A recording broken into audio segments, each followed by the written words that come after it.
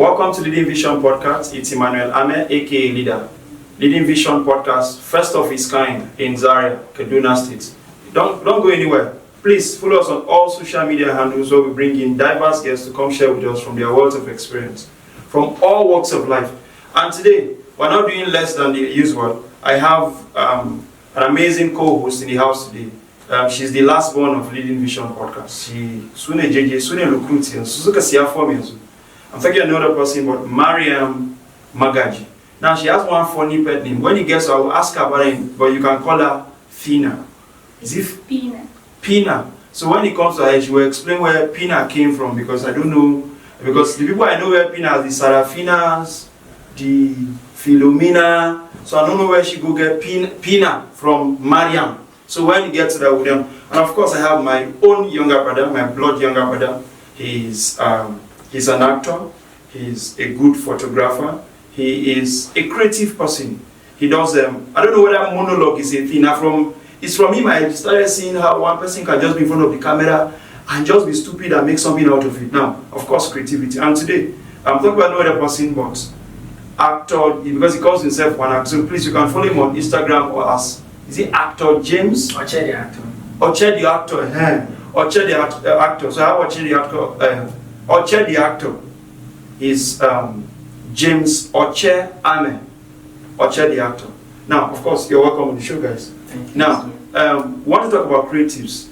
Now, the Gen Z, because I want to believe James is the only actor in the house. He's the only Gen Z. Maryam don't think small. Forgets the smallish fine girl. She don't think. She don't think. So, want to talk about creatives. What's your idea around creatives, talents, Pasina, among young people? How to harness this talent and put it to work? In your own way, how has talent been a thing you've done that has maybe done something for you? How you find your own? How do you find your person, purpose, discovering I could do this, and then you put yourself into it and then make something out of it? Well, first I had to test different things to see what I'm really good at. Did you test playing football? No, not football. Okay. In terms of something like a lady can do, although you are allowed to play football and the rest, but then I started from learning how to sew. You learned how to sew? Yes, I learned. Did you freedom? You ran? Okay. I learned how to make throw pillows, and then I learned how to make bags, and I started a little bit of shoe. But you learned a lot of things, but which one did you do? Which one can you do now in all these things you said you learned? I learned those talent, you said talent. So I really saw that it was not my calling. I never had passion for it. I just learned it because after secondary school I was bored. You were bored? Yes. So you went to learn yours out of boredom? Yes. And then later on I said, why don't I try culinary school to see what I'm good at? So I went to culinary school, learned how to cook. I became a chef, certified chef.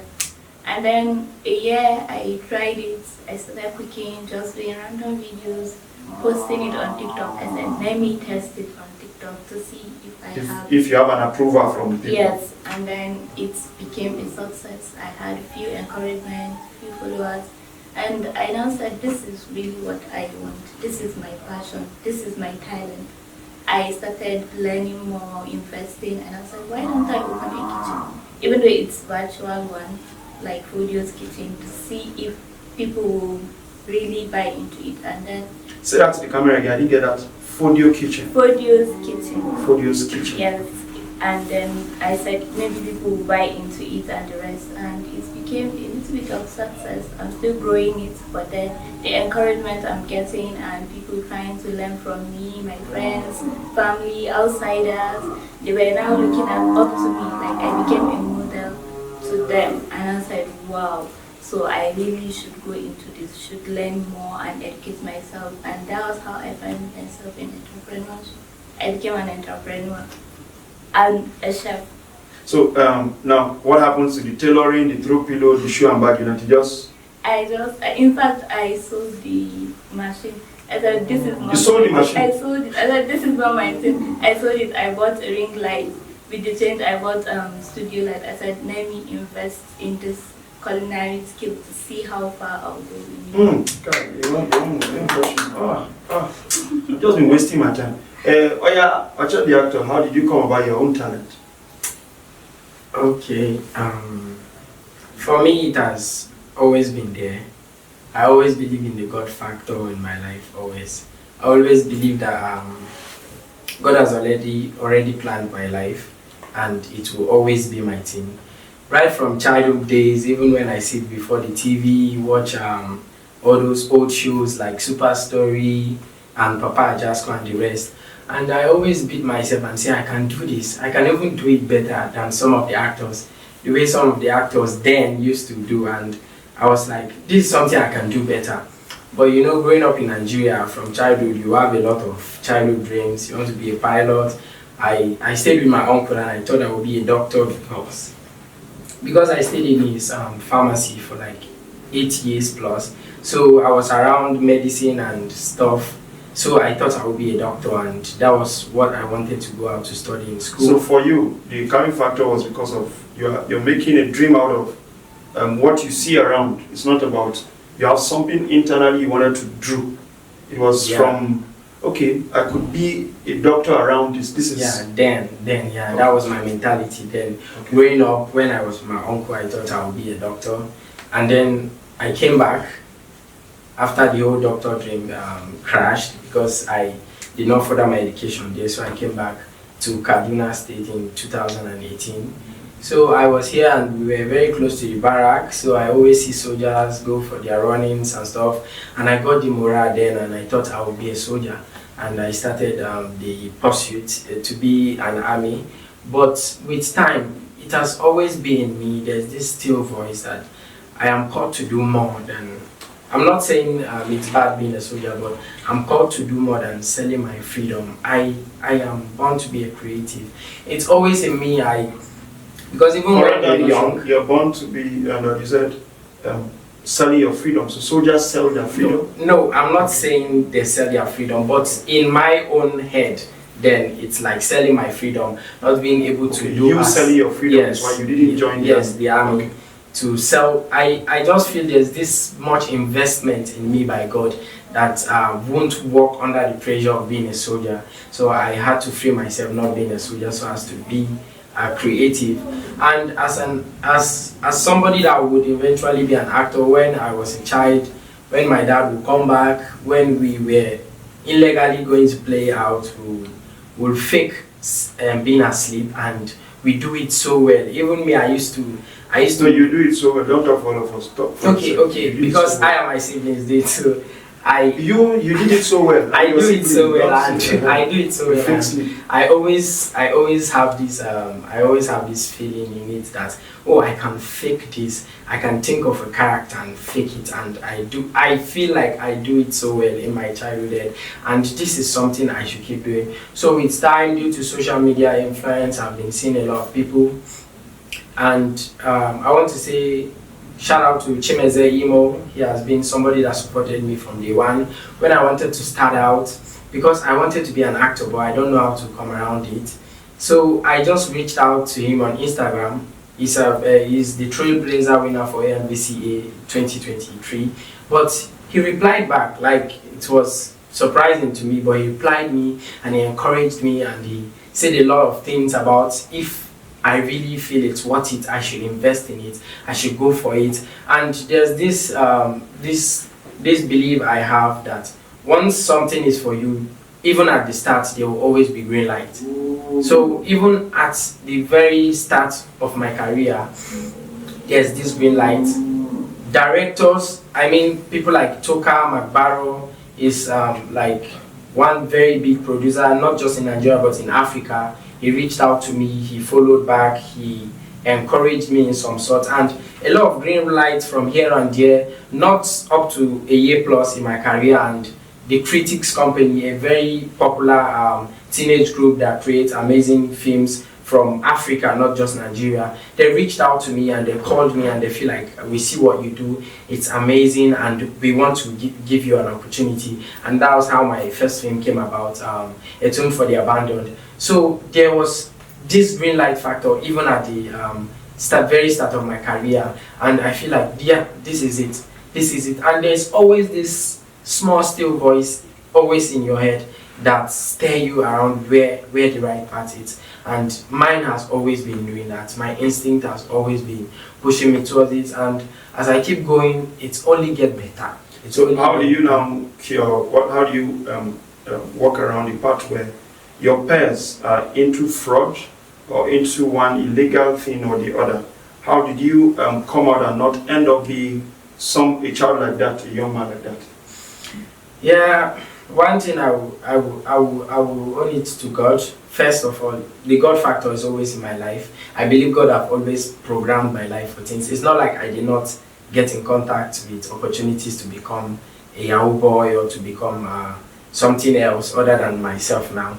But this God saving factor have always saved me from some mistakes I should have made, and I had models I look up to, and due to their influence in my life, people like you yourself, I've seen you when we were growing up, there were other people. You don't do. So as we were saying, and then Maryam, so you now build a visual kitchen from the talent, from something you've learned that you love to do, and then that was it for you. How is it working for you now? It's really opening doors for me because... It's really opening doors. You have cooked in Nasoro before? Not really. Eventually, I hope to be the best chef in Nigeria, the whole world. But then it's a gradual process. What can't you cook right now? I don't think there's anything that you bring to me and say I should cook that I can't cook. Nigeria or both? International, continental, let's call it national, local. Anyone Anyone you call, I'll bring. In fact, just bring a recipe and tell What's me. the biggest gig you've ever gotten? Like, let's say I got to cook for like 100 people in a wedding. Me, by myself. Not that I had someone to help me, and I really... You cooked for you turned rice of 100 people. Yes, it's very easy. As a chef, it's easy for you. We can cook for... You know why I cook what I rice with the rice? No, like it's not a big deal. It's easy. Once you have the passion and you've been doing it, it's like just... So lastly, you guys just tell me, what are your challenges? What is your challenge? After her, what's your challenge? Well, at first... What do you feel like if you had an opportunity you could do better? What is your challenge? Well, first of all, I have been facing this family. Let's say people that know you within and they saw you growing up, they'll feel like this person I know, so what does she feel like? What does she think she's doing? People still think like that? There are people that think like that, and then they feel like she's just like someone that I know, so I can't really take her serious. And then my mother will always say, I always like bringing problems or challenges, and as of that's what she says. So like today, last year I was saying like, maybe I should join this aviation school and become maybe a staff or something. And they were saying it was 400 and something. My mother said I like trouble. That why won't I stick to my chef and just succeed in that? And then trying to venture into opportunities. Things. And then this year I told my sister, why don't they just support me so that I'll own a restaurant? And then she said, I should first of all I should master my talent, then I can think of other things. I really think that's like, sometimes it brings you down, but then... So what do you feel if you have an opportunity, what could you do better if you have an opportunity? Well, I wish to perfect my skills, become the best. So you want to go to more schools? Yes, I want to advance classes, learn more and relearn, and I think that's what I'm looking forward to. And I wish that that happens to you. And then Ochede. Okay, for me, my own challenges, even though presently it's becoming better in the industry, but it's a challenge that if you check, most studios, they will prefer casting like superstar actors over and over again, working with them over and over again, which reduces the chances of younger and upcoming talents to showcase their abilities. So for me, it's like a challenge because I really need more opportunities for the big screen out there to show what I got and what I've been practicing and what I have in me. But recently, things are changing and I'm getting opportunities, and I really appreciate that. And also to put yourself out there, it's challenging sometimes when nobody's there cheering you up. You just have to do it yourself. I have more than I can say more than 50 monologues, and nobody have ever told me, apart from a few people recently, like people like Shimatava Ibadwa, my producer for Salamatu Rhapsody, and people like Raymond Yusuf, the head of the critics, and some few people in my life. But I need more. I believe there are people there that without people around them to boost them, to push them to keep doing it, they will not do what they How did you get your last gig? Lastly, how do you get your last gig to showcase in the last project you just did with the likes of Stella Damascus and co, the last trip to Lagos? As a young man coming from Zaria, from a place of talent and creatives, how did you get that gig? How did it happen for you? Okay. If you say, according to what you said you don't get to have more opportunities. How did you get that opportunity? Well, that was a very huge opportunity. Yeah, the opportunity was out there for me to take because it was on Instagram. I came across it on Instagram, an Actors Playhouse by Stella Damascus, and it was something anybody can jump on. Yeah, because it was out there. It was like an open call to join. So even though I was not aware that something like this will come up, where she will organize a talent showcase before great legends in the industry like Ketenshaw and Shafi Bello and the rest. But then it was just my drive to learn. I just always want to learn anytime. I always believe I'll keep learning till I die. So then I just wanted to learn, and Actors Playhouse was where actors are given free wings to learn and so are very high. So I just joined to learn and I keep following, and then the opportunity came up that, okay, we are hosting a talent showcase in Lagos and we'll be bringing great directors like Kayode Kasum, James Omokwe, and a lot of... And you left your job and then you traveled to Lagos. Yeah, one thing I believe about acting is that you must take risks. You must take risks. Even life itself is risks because nobody comes out alive. So I took the risks. The job I was doing, it's a shifting something. So I did like a week before the my traveling time. I did a full week straight shift so that covering for someone else so that I would have the chance to go, and that was it. Now, of course, to amazing viewers out there, you've heard from Maryam how that she did a lot of things. So for that lady that is hookup is the option. I think hookup is not the only option because you've seen a young woman that have touched 3, 4 before she's able to find, okay, this is what I want to perfect, and then she went into it, and then somehow today it's opening doors. And you've heard from a young creatives, an actor who are taking risks, who have done twice the regular job for a young man of his age. I could tell, for one, as his eldest brother, how that at a very funny, tender age, he did one very funny thing and just, I don't know whether he had transport, I don't know how that story went, but I remembered my mom because everything just comes to me at the end of the day. Because I was more of their father from a very young age myself. And then this young man just entered train, saying they go Lagos. Now, this was not even the film thing, that I was going to Lagos to hustle, that I was going to come back in 2 years and buy Benz. If you have that kind of mindset, you don't see work anywhere. So I think all I could just tell him was, if I didn't even have the phone, he was going, the screen was blind. So I sent him a text. Unknown to me, he didn't get it because what I sent him text is, anywhere the next day, when they get to the next whatever, stop, send an account number, or send the transport, start coming back. If it's Lagos is as easy as everybody said, I would have been to Lagos long before. I started wanting to leave the country from a very years ago. I got my visa, I got everything without the help of, I didn't come from a rich family, but I could say that if there's somebody that stirs you up to do something that is not the regular, please go out there and do it. Take the risk, do the time, listen to Leading Vision podcast and many other inspiring people putting out value out there, and just model after them, and I bet you'll be good. And to amazing viewers out there, please don't forget to leave your comments. We want to know from you, what are your own ways, how do you find your own strengths to know your purpose. Thank you very much, guys, and welcome to the show once again. Thank you guys for coming.